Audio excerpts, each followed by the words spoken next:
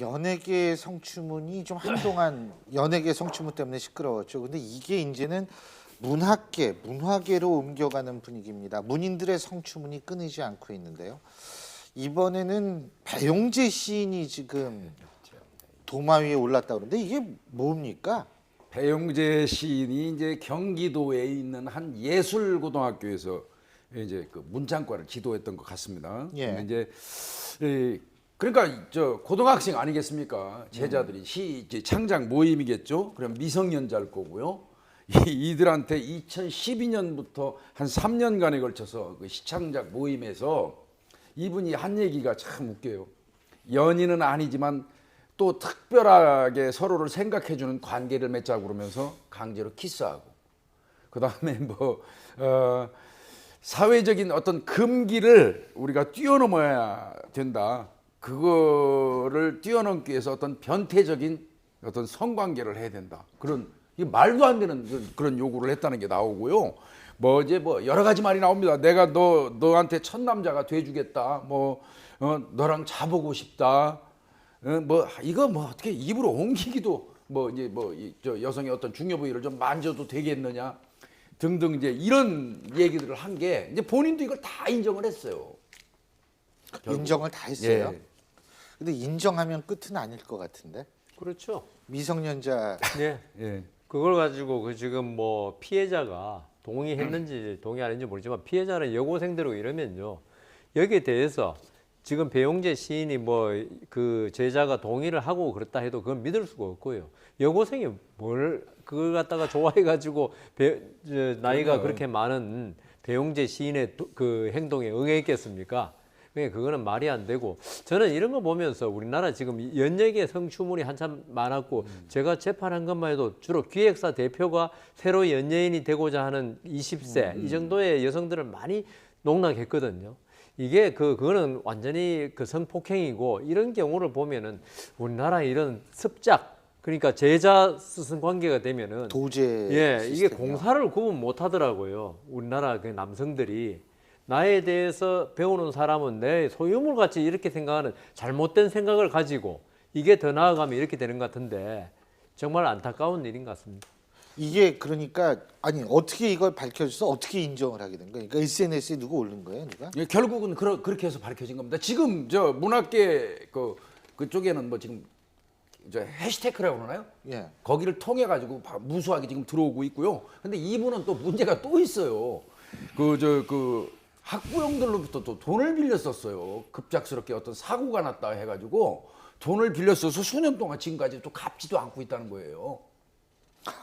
그거 사기죄죠. 종합 세트죠. 그게 사기죄예요? 당연히 사기죄죠. 근데 여기 보면 사고가 나서 돈이 지금 급히 필요하다. 그 사고 났는지 안 났는지 확인해 보면 알 거 아닙니까? 사고 안 났는데 거짓말했으면 사기죄죠.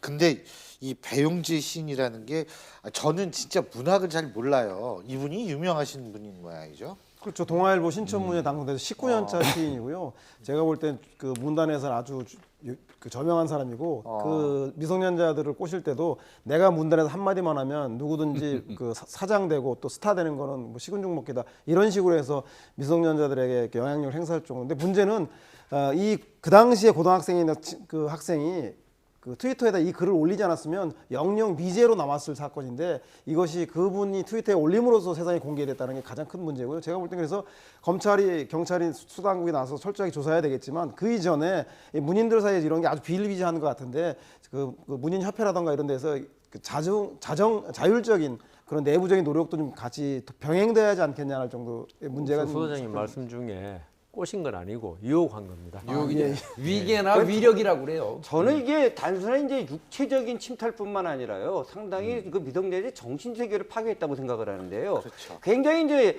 여러 가지가 있겠지만 아까 말씀하신 것처럼 이 세계에서 잘못하면 너 데뷔 못한다 이런 식의 협박도 있었겠지만 그보다 앞서서 이런 거 있을 것 같습니다. 사회적 금기를 넘을 줄 알아야 된다. 그러면서 굉장히 약간 굉장히 추상적이고 어렵고 난해한 걸로 해갖고 이런 것이 알아야지 같이 예술인 시인이 되는 것 같이 그랬을 때 감수성이 예민하고 뭔가 시인이 되고자 꿈꾸는 그 10대 소녀들 이게 뭐 또 이래야지 되는 것처럼 느껴지면서 완전히 정신적으로 지배당할 수 있거든요. 그렇기 때문에 이거는 단순한 뭐 그 진짜 성폭력이 아니라 그 감성 예민한 그 소녀들의 정신 세계까지 파괴하는 행동이 아닌가 이런 생각을 해봤습니다. 그러니까 우리 법에서 13살 이상이면 서로 미성년자라고 하더라도 서로가 합의하에 어떤 화간 그런 경우는 처벌을 못 하는데요. 이 경우는 이제 좀 달라요. 아동 청소년제 성보호에 관한 법률에 의하면은 위계나 위력 그러니까 속이거나 이제 그 뭐 힘을 써 가지고 그 미성년자를 그 성폭하면요. 무기 또는 5년 이상의 징역이에요. 그래서 이 사람은 아마 이 부분은 처벌 받을 겁니다. 그리고 그 저기 합의 문제도 문제지만은 그 형법에도 있고 자기의 보호 감독을 받는 그렇죠. 그 사람을 성폭행하면 훨씬 가중처벌되거든요. 아. 근데 이제 이 여고생들에 대해서 뭐 자기의 보호 감독을 받느냐 이거는 조금 이제 법률적으로 문제는 문제지만 그걸 떠나서 그 법 이념에 비추어 보면은 자기야 지도를 받고 자기의 지도하에 좀 앞으로 크겠다는 이런 그 자기를 절대적으로 믿는 이런 그 여성들을 갖다 성폭행했다는 거는 예. 정말 그 도덕적으로 엄청난 비난을 받아야겠죠. 근데 제가 궁금한 게요. 지금 문 단계에 있어서의 이런 성추행, 성폭력 파문에 대해 일어났을 때 그 이 가해자들이 대부분 다 인정을 하거든요. 이거는 딴 경우는 뭐 안 했다 뭐 이런데 이렇게 되는 이유가 뭘까요? 이건 좀 저는 사실 그게 굉장히 궁금하더라고요. 이게요. 하나가 올라오면 줄을 잇는 거예요. 그래서 더 이상- 시청장 모임 1대1로 가르치는 거 아니거든요. 여러 명이 지도받습니다. 그런데 공교롭게도 그런 한 번 그런 짓을 하는 사람이 어느 대상 하나만 정하고 하겠습니까? 그러니까 피해자가 많다는 뜻이기도 하고요.